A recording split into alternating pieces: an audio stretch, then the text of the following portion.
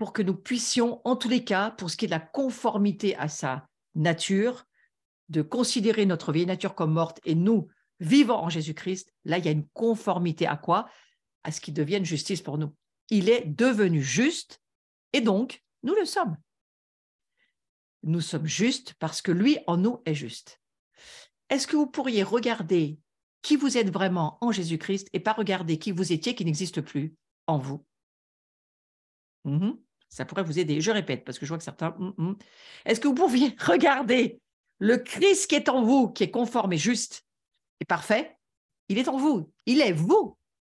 Ce n'est plus vous qui vivez. C'est Christ qui vit en vous. Alors, si c'est Christ qui vit en vous, vous êtes juste, vous êtes conforme par le Christ qui est en vous. Regardez le Christ qui est en vous et pas la vieille nature ou personne qui n'est pas encore tout à fait conforme, qui a encore des difficultés. Cette vieille personne, cette vieille nature de pécheur n'existe plus. Et si vous avez encore des décalages et des difficultés, eh bien c'est parce que vous êtes en processus. Mais regardez-vous comme étant fini tout en n'étant pas fini. Regardez-vous comme étant fini parce que je vais vous poser une question. La Bible dit que nous sommes assis sur le trône avec Christ. Nous sommes assis avec Christ dans les lieux célestes. Moi, j'entends les chrétiens souvent, mais le déclarer avec force et le dire vraiment, mais d'une glorieuse manière. Mais quand ils le regardent dans leur vie de tous les jours, je suis plus sûre qu'ils sont assis sur le trône, moi. Je ne sais pas, c'est pas le même trône, je pense. Et je me dis, mais alors, Seigneur, mais qui peut s'asseoir sur le trône de la sainteté, de la gloire de Dieu? Mais comment c'est possible? Mais c'est possible parce que ce n'est pas vous qui êtes assis, c'est Christ en vous qui est assis. Mais vous êtes quand même assis avec lui. Bon, alors, c'est lui ou c'est moi? Ce n'est pas vous, c'est lui en vous. Ce n'est plus nous qui vivons, c'est Christ qui vit en nous. J'espère parler à votre esprit et pas à votre âme qui, elle, est perdue et fait la planche, comme bien souvent, pour ne pas être noyée. Mais votre esprit peut capter ce que je suis en train de vous dire. Ayez la perception de ce que la Bible dit de qui vous êtes. Vous êtes rempli jusqu'à ce que vous puissiez le supporter. Les mesures sont différentes pour chacun, mais c'est quand même ce que Jésus dit. Il nous a donné sa gloire, et sa gloire, c'est la plénitude de qui il est dans l'Église universelle que nous formons tous, mais à notre petite échelle personnelle, je crois qu'on porte une mesure de gloire. Est-ce que déjà vous la voyez? Et est-ce que vous comprenez que c'est la mesure de Christ en vous, cette mesure de gloire? Et si vous regardiez cela, et pas là où vous en êtes dans votre humanité, qui n'est qu'un moment passager, parce que vous savez que vous allez être transformé de jour en jour, et que si vous vous laissez transformer, vous allez y arriver à être ce Christ en vous, parce que vous l'êtes déjà dans les cieux. Quelle espérance! J'espère que ça vous encourage à vous dire, je veux regarder le Christ qui est en moi, il est fini dans les cieux, il est même assis sur le trône. Est-ce que c'est vraiment moi? C'est le Christ, la mesure de gouvernement de Christ qui est en toi est assis sur les trônes, et toi avec. Alors, on a plus ou moins d'autorité selon ce que nous sommes transformés par sa gloire. Et je reviens à mon histoire de pertinence. Nous le sommes, si nous laissons la gloire nous transformer, nous serons de plus en plus pertinents sur ce fameux trône de Dieu. Mais est-ce que nous sommes crédibles? Oui, nous le sommes, à la mesure de ce que nous avançons, nous suivons, nous sommes, parce que nous sommes à la fois dans les cieux et à la fois sur la terre. Et sur la terre, nous manifestons ce que nous sommes aussi dans les cieux. Donc, il y a ce gouvernement de Dieu en nous qui vient petit à petit. On ne peut pas demander à un bébé spirituel de régner. Et pourtant, il est quand même déjà assis sur le trône avec Christ, parce que ce n'est pas écrit qu'il n'y est pas. Toute personne qui est née à nouveau et qui est remplie du Saint-Esprit, quel que soit son âge, est assis avec Christ. Alors, je crois que Dieu est assez pertinent avec nous aussi pour savoir, et par le Saint-Esprit, donner de la puissance à ce que nous faisons ou pas. Et je pense que parfois, quand il n'y a pas de puissance, c'est peut-être mieux. Nous ne sommes pas forcément mûrs pour faire certaines choses. Mais croyez que Christ qui est en vous rend de plus en plus pertinent. Si vous vous laissez transformer, de plus en plus, vous allez avoir de la crédibilité. De plus en plus, vous allez saisir l'importance de votre place en tant que membre du corps du Messie. Ouais, de plus en plus, vous allez vous rendre compte que il y a de la puissance. Vous savez, parfois, la puissance, ce n'est pas forcément de déplacer des montagnes, parce que ça, je crois, je ne suis pas très sûre que nous demande de le faire aujourd'hui. Dans le monde physique, ce serait dangereux parfois, mais les montagnes spirituelles, les montagnes, elles se déplacent. Lorsque vous voyez qu'une parole peut consoler un cœur, une parole peut amener de la paix, une parole peut ramener une réconciliation, mais c'est très puissant cela. Et ce royaume qui est en nous, cette gloire qui est en nous, elle veut prendre de plus en plus de place. C'est Dieu qui dit qu'il veut de plus en plus venir se reposer chez nous, habiter chez nous et être lui chez nous. C'est Christ qui nous le dit. Ouais.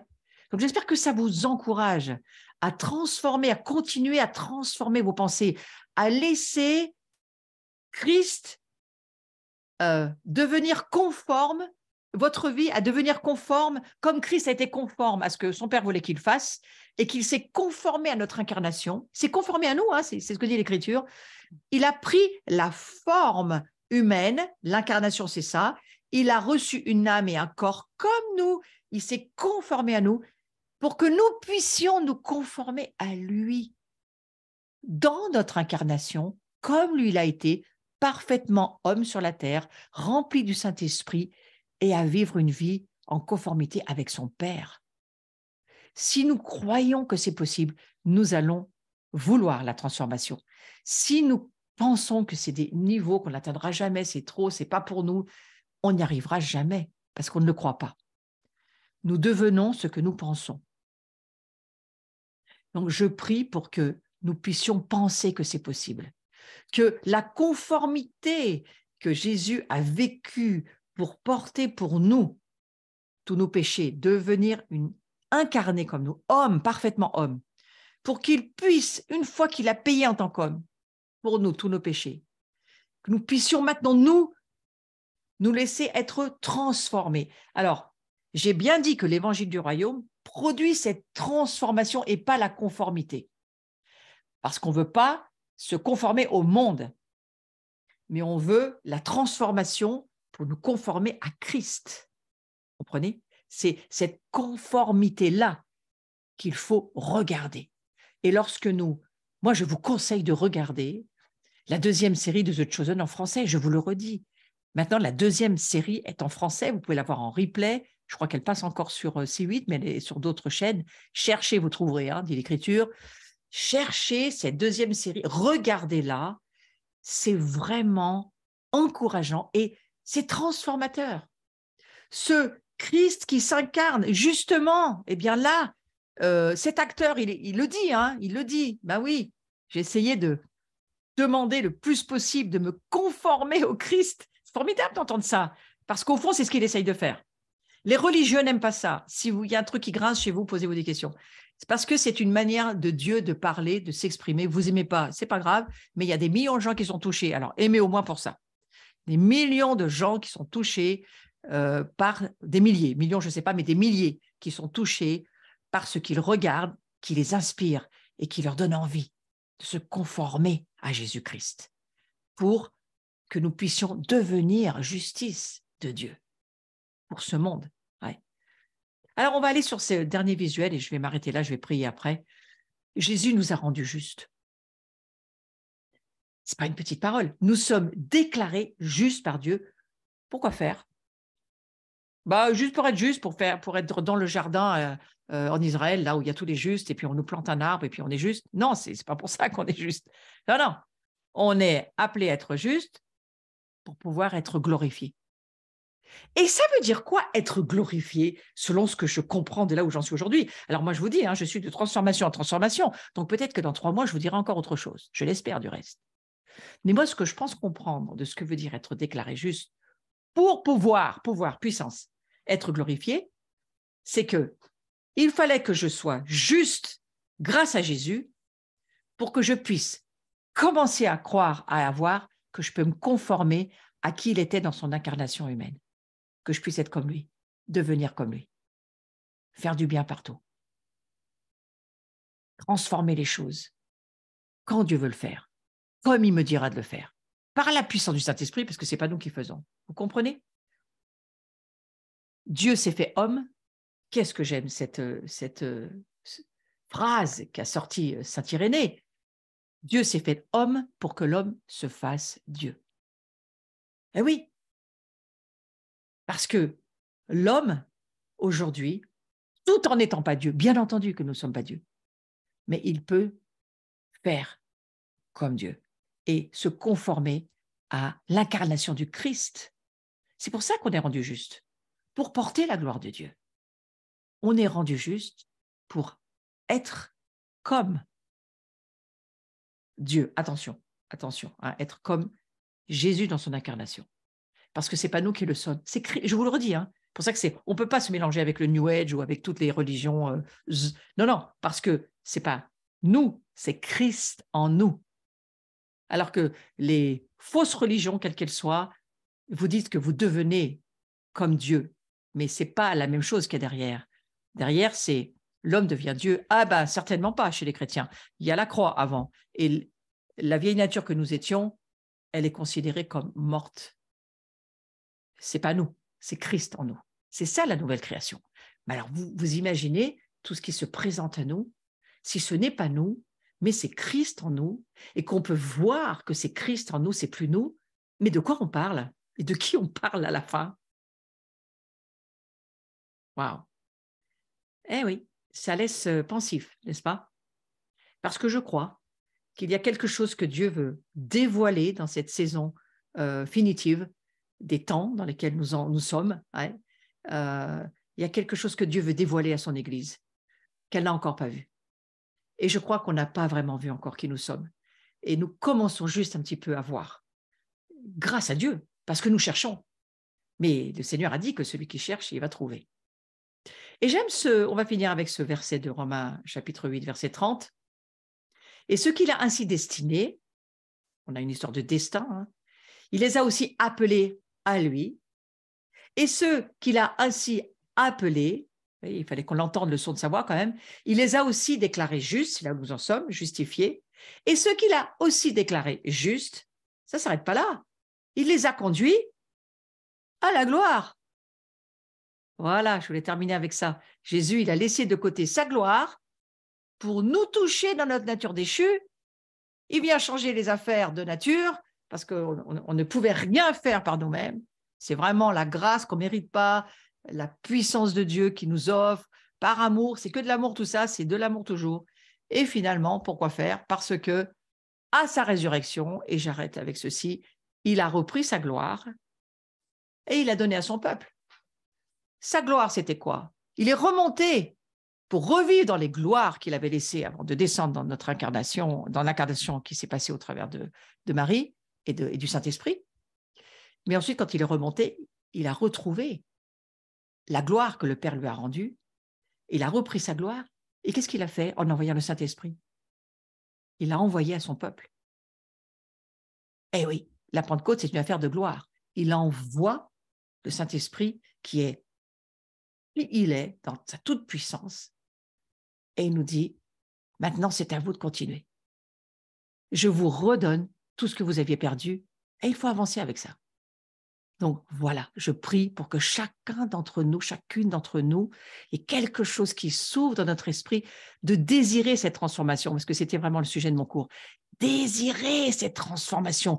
Elle va nous coûter cher, on le sait, on nous l'a déjà dit beaucoup de fois, et la France, les prix seront peut-être même plus gros que pour toutes les autres nations. Et alors, eh bien, on aura peut-être une gloire épaisse, large, haute, profonde, c'est tout ce qu'on veut. Ce qu'on veut, c'est un Christ en nous, glorieux, et qui va nous aider à traverser l'intraversable, à pardonner l'impardonnable, à aimer l'incapacité qu'on aurait eu d'aimer. On aura la capacité avec la gloire de Dieu. Donc, je souhaite à chacun, à chacune d'entre vous de prier pour votre transformation, prier pour que vous puissiez voir par la grâce de Dieu. Il nous faut la grâce. La grâce, je vous rappelle, ma définition de la grâce, c'est la capacité habilitante de faire ce qui nous est impossible de faire. Donc, la grâce, c'est une capacité par la puissance du Saint-Esprit de voir ce royaume, d'entrer dans ce royaume et de se dire, Moi, je ne peux pas, mais avec toi, Jésus, ça va pouvoir se faire. Je veux apprendre comment. Alors, il faut rentrer dans la parole de Dieu, la laisser vous pénétrer, muscler votre foi parce que la foi vient au travers de la parole de Dieu.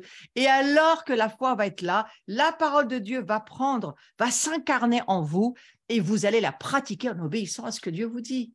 Vous voyez comment c'est important d'entendre la voix du Saint-Esprit. Et si vous l'entendez plus, écoutez, revenez au début du cours. Revenons à l'histoire de Ruth et de Naomi et de ce livre qu'on lit à la Pentecôte et comprenez que si c'est vraiment, on va dire, un temps pour vous de désespoir et de difficulté, il y a une immense solution qui se présente à vous. Là, le mouvement de la gloire est toujours là et vous pouvez toujours rentrer dedans. Maintenant, il va simplement falloir faire le bon choix et ça, vous le ferez qu'avec l'aide du Saint-Esprit. Donc, je prie que le Saint-Esprit soit votre conducteur, ce soit lui qui vous parle, que ce soir, il vous encourage, il vous mette debout, il vous dise, c'est possible, il n'y a rien qui ne soit pas possible pour Dieu. Et si les choses ne se passent pas pour le moment de la bonne manière, il y a peut-être aussi des choix chez nous qui doivent changer. Il y a tout ce côté charnel de nos vies qui doit être déposé sur l'autel, reconsidéré à la croix, mais par la puissance du Saint-Esprit, par l'amour de Dieu pour nous, par ce qu'il nous promet dans sa parole, tout est possible.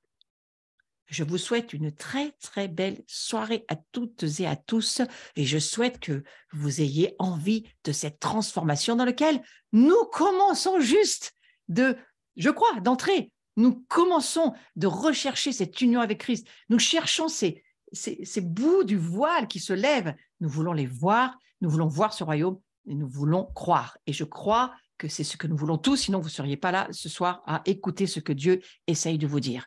Et je prie que chacun d'entre vous, vous puissiez avoir votre part ce soir, votre part de transformation, votre part d'espérance, votre part de guérison, votre part de foi, parce que la foi, ça se lève au travers de ce qu'on entend, et que cette gloire, ça soit vraiment votre espérance, parce que c'est ce que Jésus nous a promis.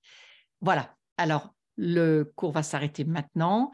Et je vais juste vous donner 2-3 petites informations comme annonce. Donc, j'ai une journée samedi de formation pour la journée en présentiel à l'abri, en Zoom pour ceux qui veulent s'inscrire. Et ça va être sur des fondements à la fois identitaires et sur la croix. Et je vais continuer dans toutes mes aventures et mes histoires. Vous savez, moi, c'est un peu comme ça.